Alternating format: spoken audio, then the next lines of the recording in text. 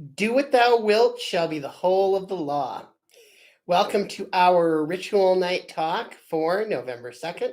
I'm Scott Stenwick, your host for these ritual night events, presented under the auspices of Leaping Laughter OTO in Minneapolis, Minnesota. Before I get going any further, I do my good YouTube spiel: like, subscribe, request notifications. That way you'll never miss it when we go on live with one of these ritual night talks or one of the rituals that we sometimes perform in this time slot. Tonight, the topic is going to be scientific Illuminism. And so, scientific Illuminism is it was a key component of the Thelemic tradition. So, Crowley more properly coined the term scientific Illuminism in reference to the AA, the magical order that he founded after he left the Golden Dawn, whose motto was the method of science, the aim of religion. And that general maxim has carried over into Thelema in general, which is seen as as a spiritual path that incorporates this scientific illuminist idea. So I'm going to talk a little bit tonight about exactly what that is and exactly what that means and what that has to say about our practices and about how Thelema works as a spiritual system. So first off, the method of science. Most people are familiar with what that means, at least if they grew up in this culture. We have science classes in school. We learn about this stuff. And despite some of the things we see online with anti-science and conspiracies and so forth, generally speaking, most people at least have this idea that the scientific method works. Okay. We have employed it in the physical sciences to create all sorts of, amazing technology.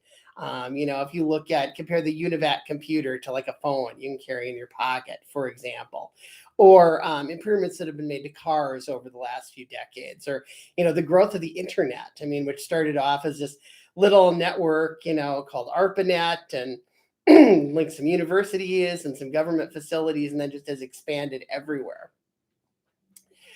So the scientific method, we know it works because we see its results. Okay.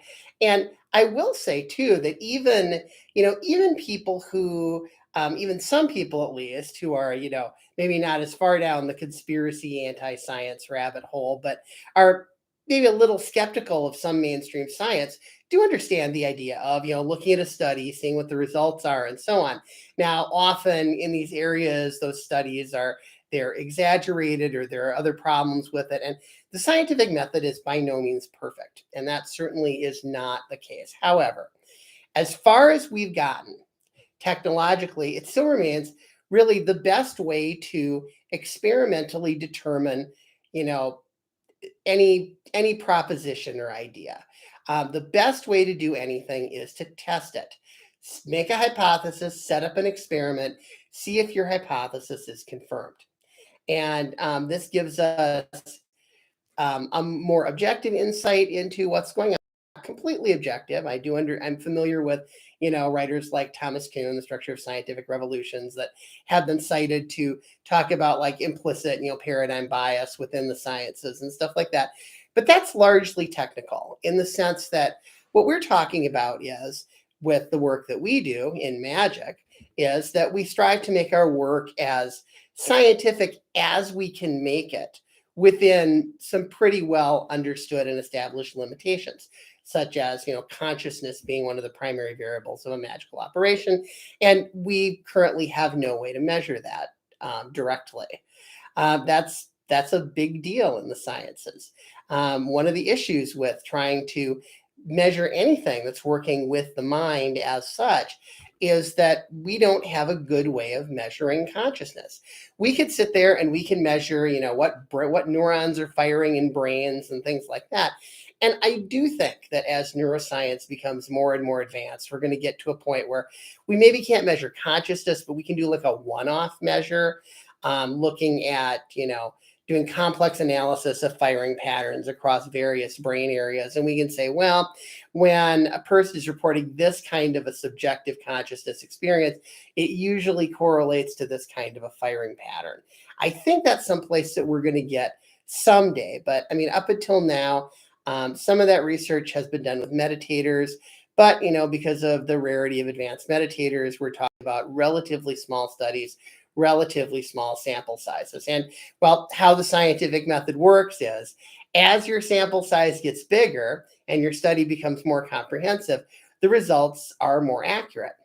And so this is also an issue for us magicians. We often have, a sample size of us and, a few other magicians we work with. We try to share techniques and so on. So we'll try this, see how it works, test it out, and so forth. And but the thing about it is what we're really looking at is magic in that way, and also, parapsychology in general is really kind of a proto science. Okay. And I like the term proto science better than the skeptics' pejorative pseudoscience, even though they basically mean the same thing. What they're talking about is they're talking about a discipline that has some scientific characteristics, but not all of them. So, okay, so we do observations, we do testing, we do experiments, but we lack the tools to measure some of the key variables, such as consciousness, and so to some extent we have to guess. Introspection is not generally considered a good way to do scientific research. You can ask many of the early psychologists who fell into that trap and then came up with methods developed from basically introspection that didn't turn out to be very useful. And I mean, I will add that, according to at least one philosopher of science, Karl Popper, psychoanalysis falls into that exact situation based on a bunch of introspection and then some case studies and some cherry-picked information to come up with a system that when we finally got to the point of comparing it to sham therapy you know, in the 1980s, what we wound up with was there really wasn't much of a difference between just getting together with somebody and talking and getting together with someone talking according to this methodology. So anyway, that is kind of neither here nor there, though. It's like the psycho. I've done some talks on psychology, but the point is that it has some characteristics of science, but not all. And part of the difference really between proto and pseudo is how honest you're being about that. And so that's why pseudo is more of a pejorative. Skeptics tend to pull that in when, well, people who have this thing, it has some science-like components, but it's being presented as, accurate as a formal science, and that's not really true.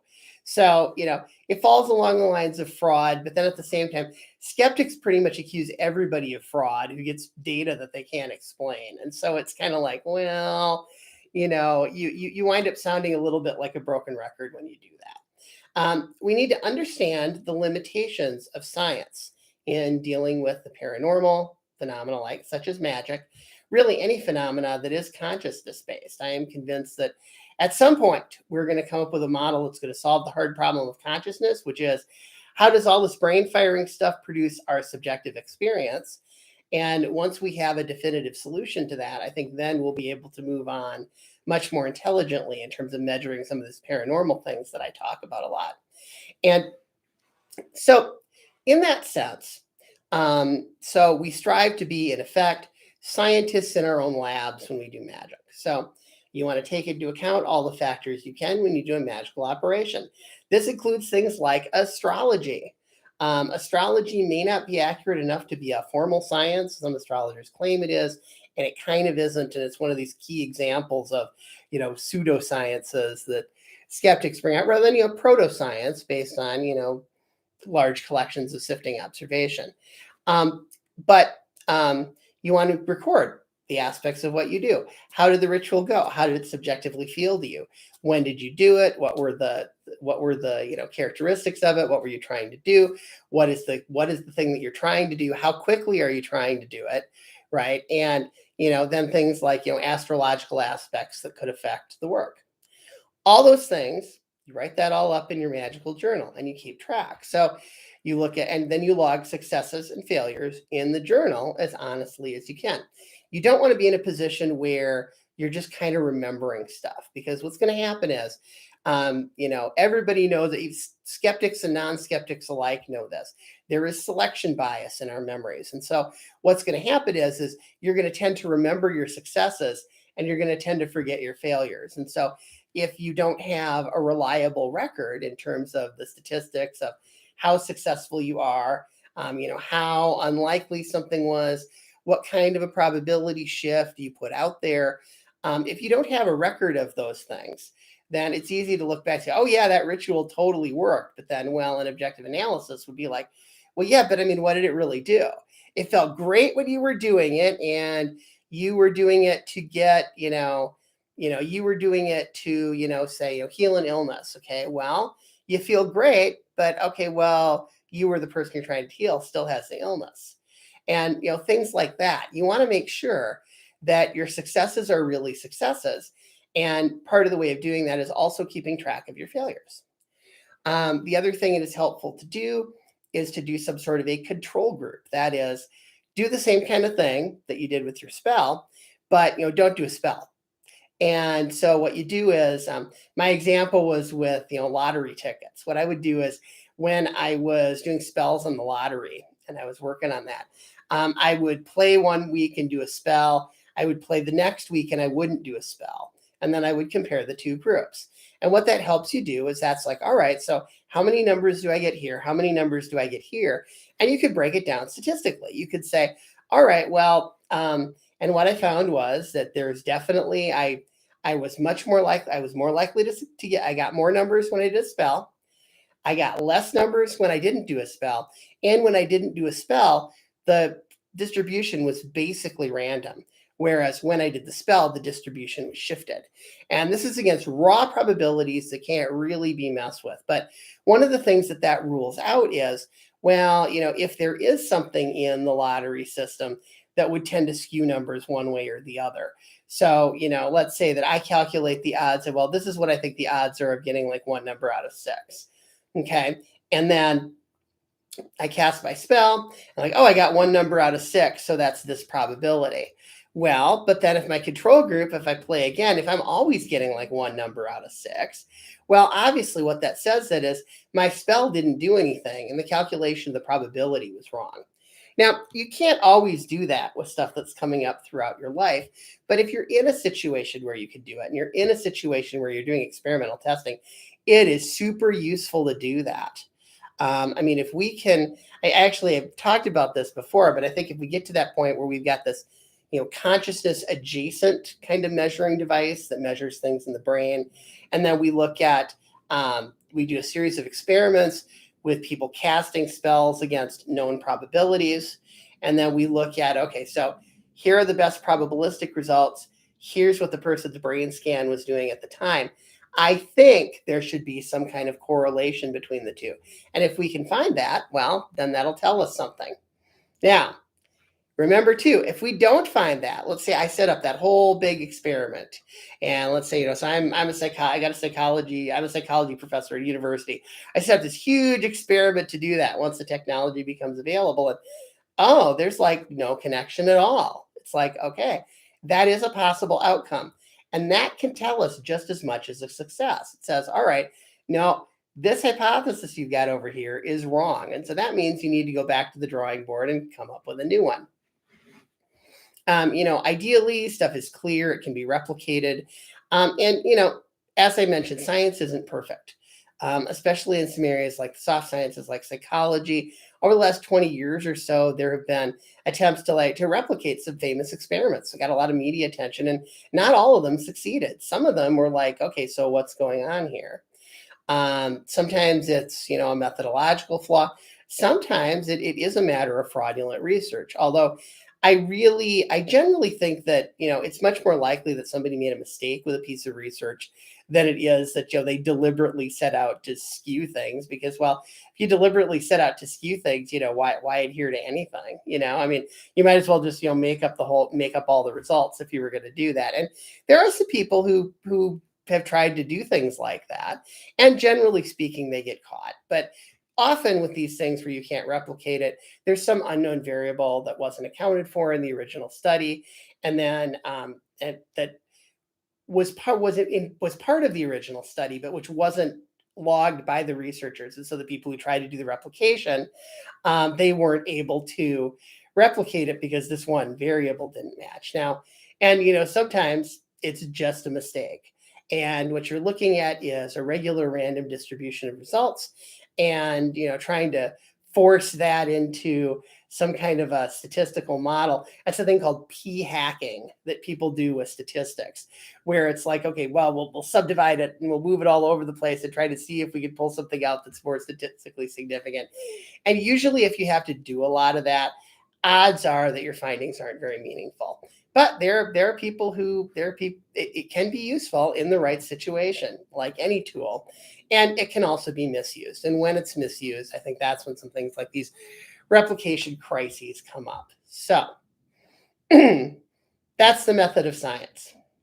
We test stuff, we do stuff, we try to get to a point where we have some somewhat more objective understanding of what we're doing with magic, and get some idea about if there are general principles that we can extract from our experiments and how they turned out. So in that sense, we're kind of like psychologists working back, in the late 1800s, which is, you had the functionalist movement, you had the structuralist movement, you had the psychoanalysts, you had a bunch of this stuff going on. And there wasn't really, a lot of the models weren't very coherent at that point. You had, Pavlov was doing research into classical conditioning. And so you had some concept of conditioning there. Operant conditioning didn't come around until later, until Watson in the 1940s and later Skinner in the 1960s. And operant conditioning is much more useful than Pavlovian or classical conditioning, which is, you're associating two things, versus operant conditioning is more, it's like goal directed. Like you can use operant conditioning to, train a pigeon to do like all sorts of things, which is what Skinner was famous for. So the second part of the maxim is the aim of religion. And that requires some discussion too. So what is the aim of religion? Okay. I would posit that the aim of religion is this. Okay. And, I don't know how many people agree with me. I don't know how many people disagree with me. But the aim of religion is to produce spiritual experiences. Okay. And a religion should be, ideally, a codified set of practices that, when followed, help adherents have spiritual experiences. Okay. And I don't think that's super complicated. And, but it's something that is missed a lot, I think, in discourse about religion. Certainly, it has a little bit in common with the idea of Gnosticism from the first millennium, although without a lot of the like demiurge, toxic, whatever kind of stuff that went in there, which I don't personally buy that. But what the Gnostics did get right is this idea of, well, religion should be focused on spiritual experience. And, gnosis, you either have it or you don't. Okay. And so there are a lot of reasons that, various religious rules are created and so forth, that have to do with, trying to cultivate this state of being. And I'll give you an example. So most religious laws and rules, okay, are designed to create, in my opinion, are designed to create a state of consciousness that I call coherence. And I use a definition that comes from Ervin Laszlo in a book called The Connectivity Hypothesis from the early 2000s, which is that coherence in your consciousness is consistency and the quality of self-referential observation. So in other words, if your consciousness is coherent, it's doing two things. The first thing is it's consistent with itself. In other words, you don't have a situation where you're in a state of consciousness where your mind is like divided against itself. That right there is a terrible state of mind for doing magic. I do know that if you can't cultivate coherence in what you're in your consciousness when you're doing your magical operations, Crowley's idea of single-pointed will alludes to this, where you want the totality of your mind focused on what you're doing, and you don't want, well, part of it's kind of doing this and part of it's kind of doing this. It's like you're not really integrating, the greatest possible effort on behalf of your will, your consciousness, your awareness, however you want to think about that. So that's point number one. And then point number two is self-referential awareness. That is, consciousness is aware of all of the things around it, the information that's coming in, but it's also aware of itself. Self-referential consciousness can think about how it is thinking or perceive how it is perceiving. So it's this meta level of awareness. And in fact, it's kind of interesting if you look in the Christian tradition. I think I've mentioned this a few times before, but I like it. In Christianity, when Jesus said, repent and follow me, well, the word repent in English comes from the Roman penitentia, then from the Latin penitentia in the Roman Vulgate. And that was translated from the Greek, but the Greek word that was translated into it is metanoia, literally meta awareness. Okay. So metanoia, meta awareness, is one of the key components of coherence. So what you have is you have coherence, your consciousness is consistent, and you have metanoia. Your consciousness has meta awareness, that is, it is aware of itself. Okay. And those two components are what creates the coherent mindset. And the coherent mindset is single pointed will, and that is vitally important to doing magic. It is also vitally important to having spiritual experiences. It puts your mind into this kind of balanced and observing mode. Certainly you recognize the idea of meditation, right? You're sitting in meditation, you're observing your thoughts. That's exactly what you're doing there. You're cultivating that meta awareness. You are observing your thoughts. So you are meta thinking, if you will, when you are doing even a simple mindfulness meditation practice. Now, that in conjunction with consistency, so your mind isn't divided against itself, well, that is what's going to lead to, enlightenment, or it's going to lead to mystical states of consciousness and so forth. And so I am of the opinion that many religious laws were basically created as kind of a guide to help people maintain that coherent mindset. Now, where churches mess it up is when they turn it into this, shaming and social control thing, because, well, shaming is bad for anybody. It's like if you're shaming somebody and you're attacking them or whatnot, it's like, well, you're not going to have somebody in that position, it's going to be able to have, great mystical realization. They're going to want to get out of that situation. And, furthermore, one of the biggest problems, and certainly in intercessory churches, like what we see in medieval Christianity, for example, this idea that, oh, well, we're the priests and we can do your spiritual work for you, and all you have to do is come to church and follow these rules. Well, that's not really going to cut it as far as spiritual experience. And I think that's one of the reasons that, people who get more interested in these Gnostic systems, I mean, lowercase Gnostic systems, not specifically first millennium Gnostic systems, are that it's clear that, these rules are not being used in any kind of a way that's going to produce any sort of spiritually uplifting anything in people. They're basically just being used to control people and restrict their actions. And so it's not that we should never restrict our actions. Okay. Thelema has a basic system of ethics that actually makes a lot of sense. It starts with the same idea as Kant's categorical imperative, the idea that, that an action is ethical if that action could be raised to the level of a law of nature and without producing negative consequences. So basic example, don't murder someone, because if everyone murdered everyone, the human race would be extinct. I mean, that's kind of an example there. Crowley took that and he combined it with the framework of this rights of man idea that comes out of English philosophy. And with that crafted Thelemic ethics. So Thelemic ethics works like this, okay? Well, you have a right to do your will, but if you restrict the right of somebody else to do something, you're denying your own freedom to do that thing. So in other words, the idea of, well, so if you kill somebody, okay, you take their life, right? You are in effect negating your own right to life. And that's incoherent, okay? And putting it into the rights framework in such a way that other manifestations of consciousness have the same rights as you do.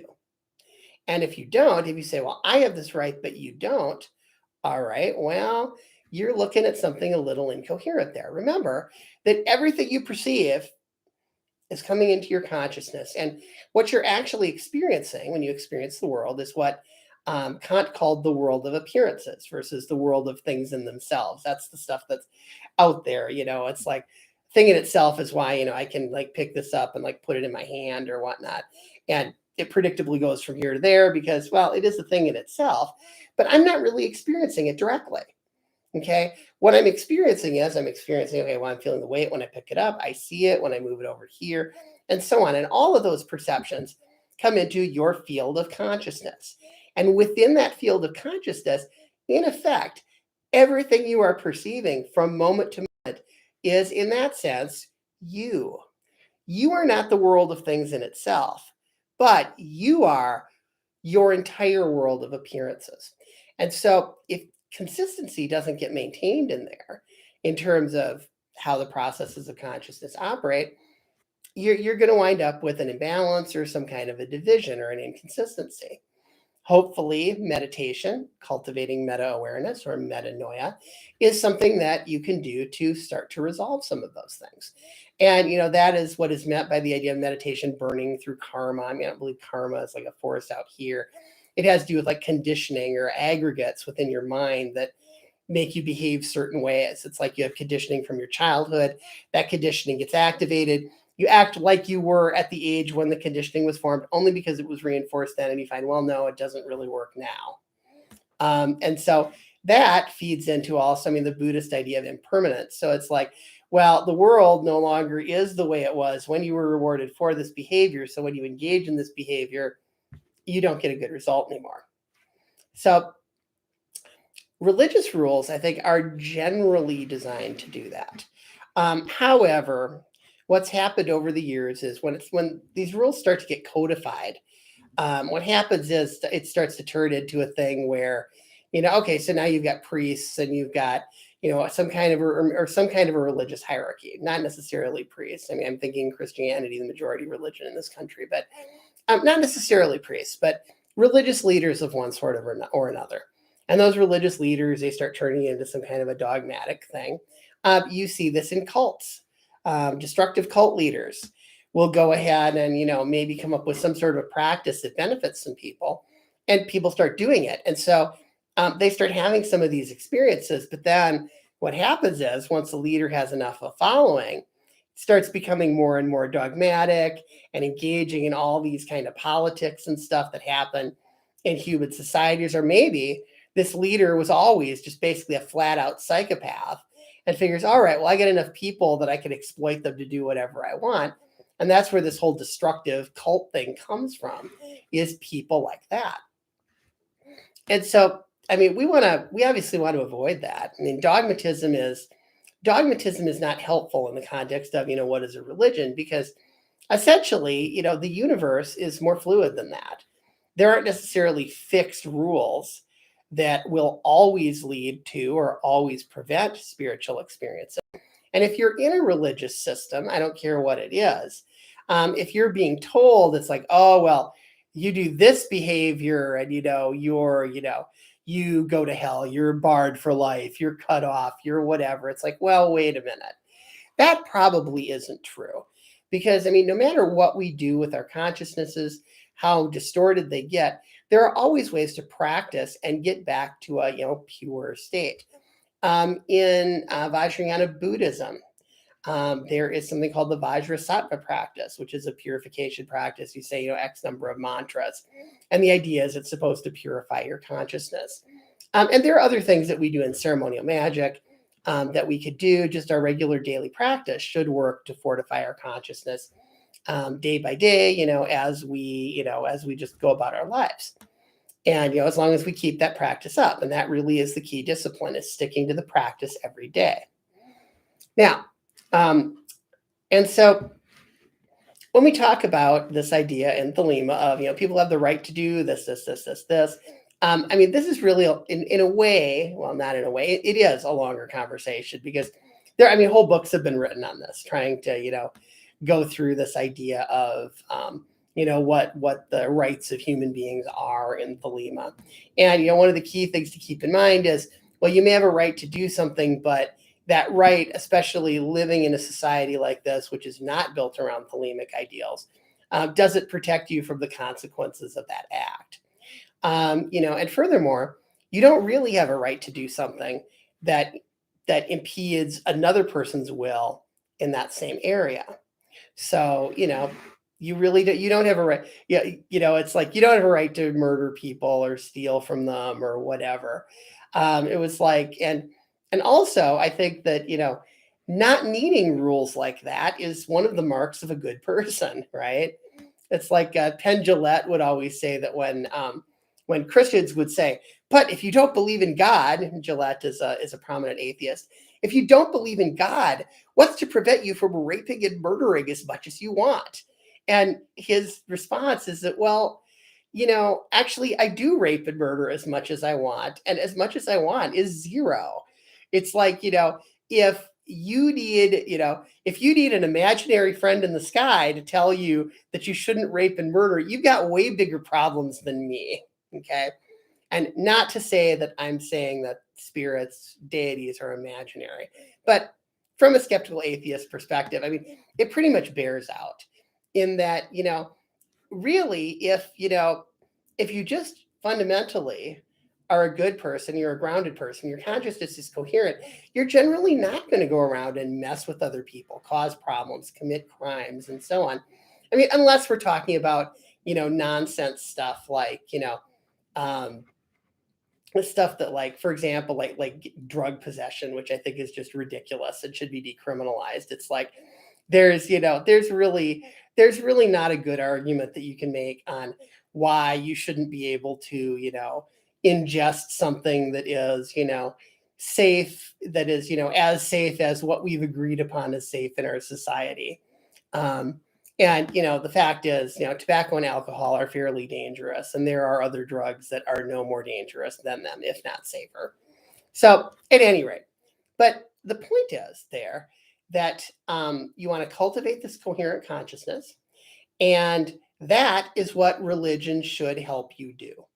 Okay, and if it doesn't, you maybe want to find another religion or philosophy or whatever you want to consider it.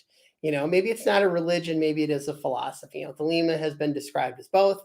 There have been debates and arguments about this. I mean, I feel like you could approach it as a religion if you want. You can approach it as a philosophy if you want. You can approach it as both if you want.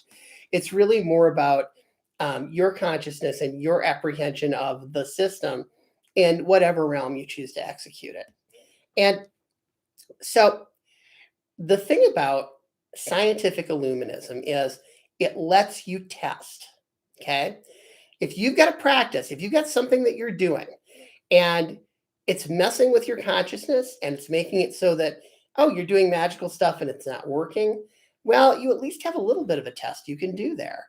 I can tell you one thing for a fact. It's like if I stop doing my daily practices for a couple of weeks, my ability to do practical magic drops off. I've tested this.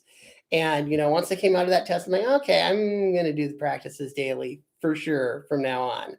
But I wanted to see. I wanted to see what would happen.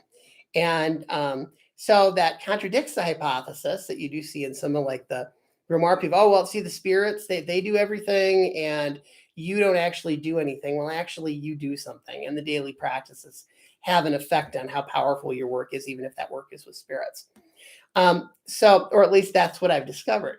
I would need a bigger sample size to say that absolutely scientifically. And I would probably need real measurements of consciousness and stuff to go with it if I wanted it to be formally scientifically accurate. But it does seem to be a general rule that number of people I've talked to will tell me the same thing. So